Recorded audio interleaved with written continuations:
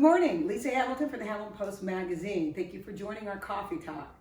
Topic today is, what is love anyway? I have three incredible ladies with three fascinating stories. Pay Monet, featured last week on Love at First Frequency, who, a week before she was getting married, met her wedding photographer and realized, I think I'm marrying the wrong guy. We have Tess. Friendship started off, not a real love affair, but actually as she started realizing that she wanted to date this man, that she needed God to confirm, is this the man I really should date or marry? So her story is about really trusting God and showing and confirming that this was the man that he chose for her to marry. Ophelia, like all of us, we fall in love, we get married, we have a happy life, then all of a sudden, the cherished wife becomes the ignored stepmom. So how do you make a man fall in love with you that's fallen out of love with you? So three incredible stories. Pay Monet, tell us. So a week before you're getting married, you meet a wedding photographer. And you realized, go ahead. Well, I went to hire him and everybody said, oh, he's the best, you gotta hire him. So I went in with an intention to hire him, and then as he's walking out, I literally felt like, oh my God, who is he? Like melted, because there was a feeling of like this electricity of energy. And I'm like, so I had to find out if he was married, because if he was married, that would have meant he's not mine, and that my choice and decision was clearly manifested by God, and that was going to be my path, and I was going to surrender and do. Sure enough, he was married. So I surrendered and got married. What I thought was an incredible marriage and a future I'm walking into, because I love children. I wanted children. I wanted this amazing life with somebody to make a difference in the world. So shortly after our marriage, things started not being what it was. And finally, after 7.5 years of a lot of betrayal, I decided that enough is enough. And I've been talking to my ex-husband at the time, and he decided, since I'm no longer gonna do all the things and put up with abuse and betrayal and all of that, that he was gonna walk out. So he gave me the best gift by walking out. And then it was, by that time, I didn't really have confidence left in me. I didn't feel good that I was good enough. And I so happened to run into my wedding photographer at the time. His name is Imad. I ran into him, and sure enough, he's been divorced for 3 years. And I'm like, okay, God, is this your way of bringing us together? And of course, later on, as things unfolded, I realized why that was the best God's gift plan. Because he already had 3 kids. I was meant to have my 2 beautiful children that I love and adore. And boy, did I learn. I appreciate this man. I don't think I would have appreciated him if from the get-go he was available and I would have married him. Right. It took maybe that to really appreciate the gift that I saw. Yeah. And was given. So here's what as we did an article about you, love at first sight, people say it's impossible, that's not possible. But after talking to Pay Monet, she said, I am telling you, I literally met this man, and he walked into the room, and it was like, whoa, I knew that we were supposed to be together. So I think your story, it's so fascinating, because I believe love at first sight is real. It can exist, and it does exist. So here's another interesting story on the flip side. Now we have Tess, who is in a relationship, friends, just friends. I would not say love at first sight, but I would say very slow, almost so slow that should I even date him? And I know that there was times that you were telling me that I didn't want to get involved. I don't even want to start. If this is not God's will, I don't want to start it. So I loved her story, because sometimes in following God, it's not necessarily maybe what we would have chosen first or our first pick, But after knowing God and trusting God, and she'll tell her story, but if God said that this is the man that he's chosen for my husband, she was all in. So I guess the first question is, how did God confirm that you were to date him, and what led you to that, to even marry him? So I have some crazy stories, but I think maybe God just knew that I wanted to hear from him. So he really showed up for me in that way, because I just love obedience. And so I'm always like, I want what God has for me. And so actually, I had a really big crush on my husband, but I was nervous. Like, I didn't want to get involved with someone. I didn't want to, because like at the end of the day, I think I just didn't want to marry the wrong person. So like, why date if I don't think, which is kind of aggressive, and maybe I wouldn't have done that if I had did it again. But I think that like when I was like 24, I was like, I just don't want to get involved with anyone if that's not the person that God has for me at the end of the day. And so I actually had a really big crush on him, and I said, Lord, I need you to tell me if it's okay for me to hang out with him. So he was pursuing me for 5 months, and I was just kind of giving him the cold shoulder and telling him like, I need to hear from God if this is okay. And I said one day, okay, God, I can't do this anymore. Like, I really like him. I want to date him. Like, I need an answer. Yes or no, can I pursue this man? And this random thought came in my head. I said, let my pastor's wife wear a white shirt with yellow sunflowers today at church, and that will be my confirmation. Wow. And so, Way out there. So wait, a white shirt with yellow sunflowers. So who owns? I've never seen a shirt It like was that just- before. and With yellow sunflowers. Who owns shirts like this? But go ahead, Kat. Well, so I wanted to test God in a way that I knew. Like it wasn't, impossible. Yeah, it wasn't just like let them sing this song at church. Like Or it needed, let them wear a Yeah. new top. Let them wear sunflowers. it. Like I think for me, like marriage was a big deal. I think I mean, my parents are amazing, but you hear all these horror stories, and I think as like a young woman, you get a little nervous about marriage. And so I'm like, okay, Lord, I really want this to be amazing. I don't want to deal with divorce. I don't want to deal with X, Y, and Z. So I was nervous. And so I'm like, okay, Lord. So the pastor's wife doesn't show up, and I'm like, okay, like, that's fine. Like, she's, maybe I'm not supposed to date him.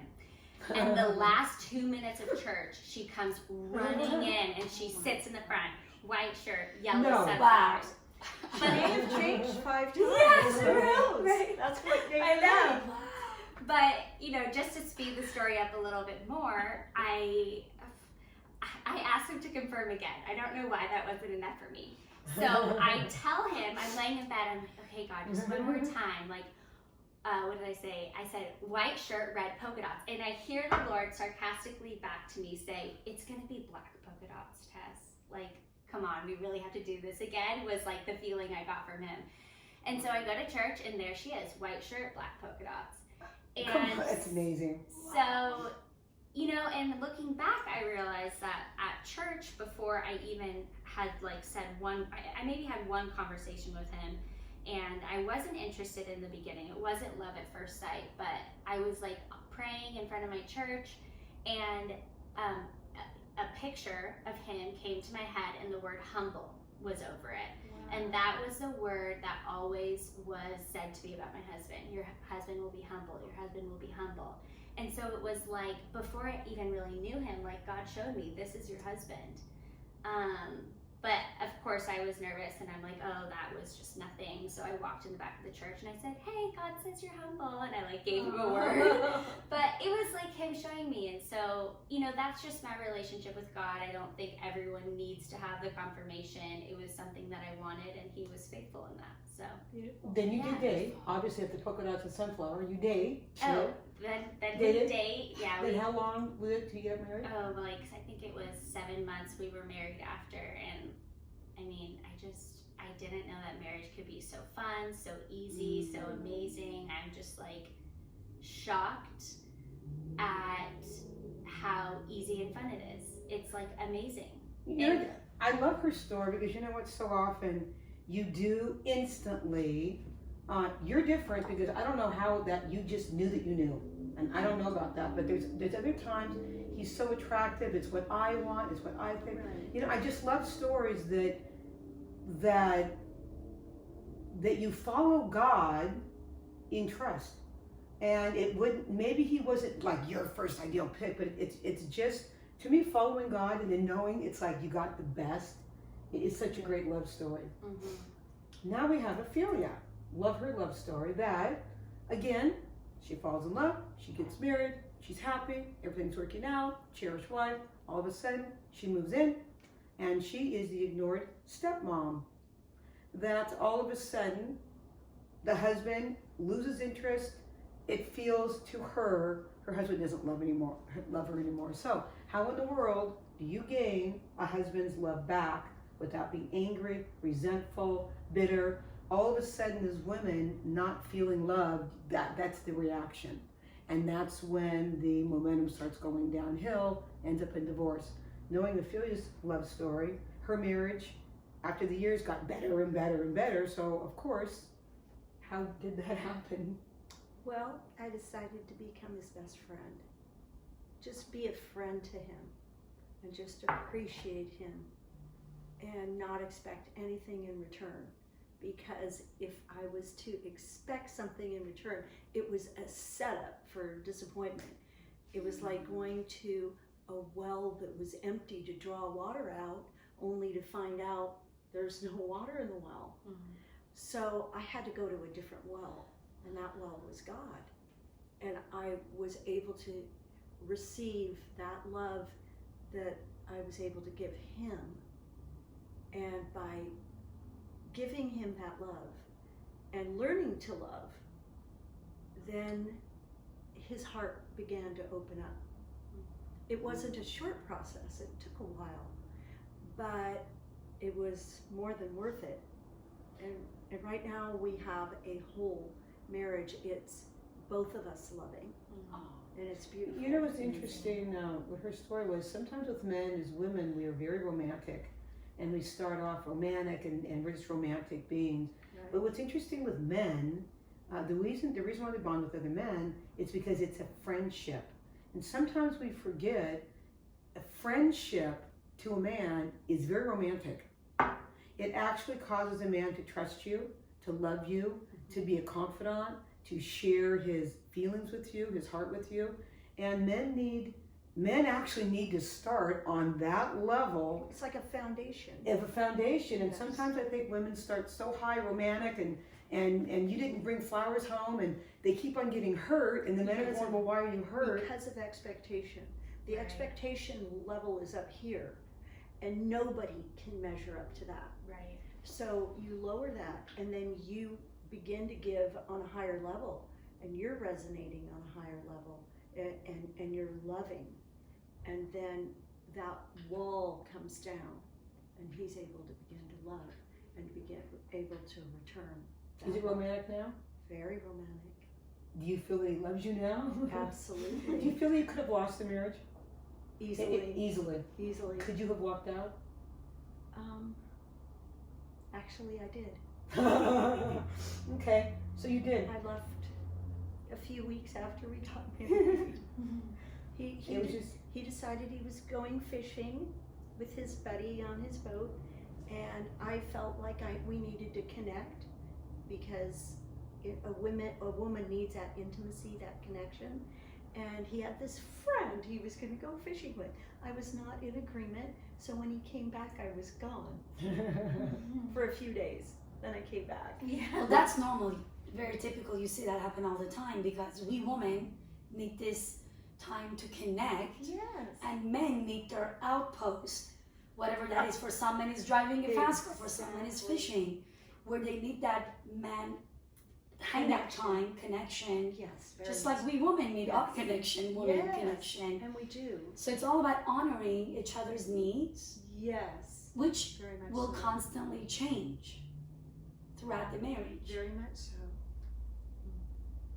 So with all these love stories, last question is, what is love anyway? If you could wrap it up, it's like, gosh, now all three of you are so happily married and you did it very different ways. So if I were to say, what is love anyway? It's interesting, my love story, I got a divorce. But here's what was so interesting. God said, you never learned how to love in your marriage. And I'm going to show you how to love in a divorce.